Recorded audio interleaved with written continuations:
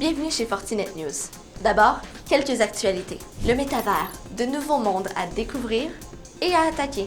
De nombreuses organisations ont commencé à planifier leurs activités dans le métavers, ce qui ouvre la porte ou plusieurs portes à de nouvelles cyberattaques. Quels sont les risques? Le clonage de la voix, des traits du visage et détournement d'enregistrement vidéo à l'aide d'avatars. L'espionnage invisible par avatar ou les attaques de type homme dans la pièce. Les attaques classiques de phishing, de logiciels malveillants et de rançongiciels. La surveillance de l'identité des machines et des transactions.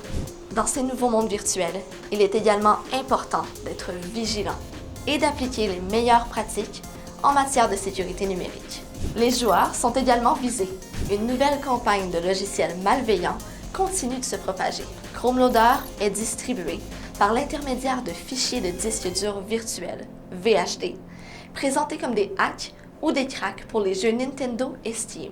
L'objectif principal de ce logiciel malveillant est de compromettre les navigateurs web tels que Google Chrome et de modifier leurs paramètres afin d'intercepter et de rediriger le trafic vers des sites web publicitaires douteux.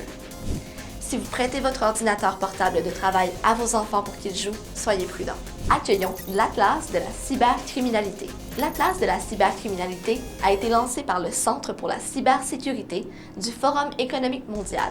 Il s'agit d'une plateforme permettant aux principaux enquêteurs en cybercriminalité, aux organismes chargés de l'application de la loi et aux entreprises internationales de partager leurs connaissances et de formuler des recommandations en vue d'une action coordonnée pour lutter contre la cybercriminalité à l'échelle mondiale.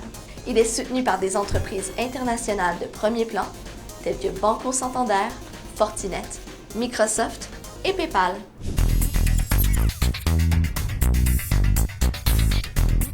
Savais-tu que 93% des organisations ont déclaré avoir subi une intrusion dans leur infrastructure de technologie d'automatisation? De plus, 78% d'entre elles ont signalé 3 intrusions ou plus au cours d'une année. Tu as bien entendu? 93%. La bonne nouvelle, c'est qu'il est désormais possible pour ces entreprises d'évaluer le niveau de maturité de leur technologie opérationnelle en matière de cybersécurité grâce à un outil interactif développé par Fortinet. C'est simple et c'est gratuit. Vous êtes maintenant au courant.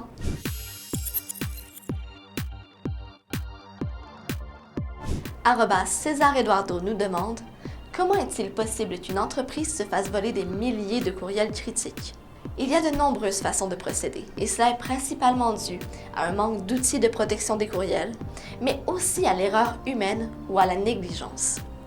Les cybermenaces les plus courantes sont les campagnes d'hameçonnage, l'exploitation des vulnérabilités des serveurs de messagerie ou l'utilisation des réseaux Wi-Fi corrompus et de liens vers des sites frauduleux pour télécharger des logiciels malveillants permettant de voler des informations.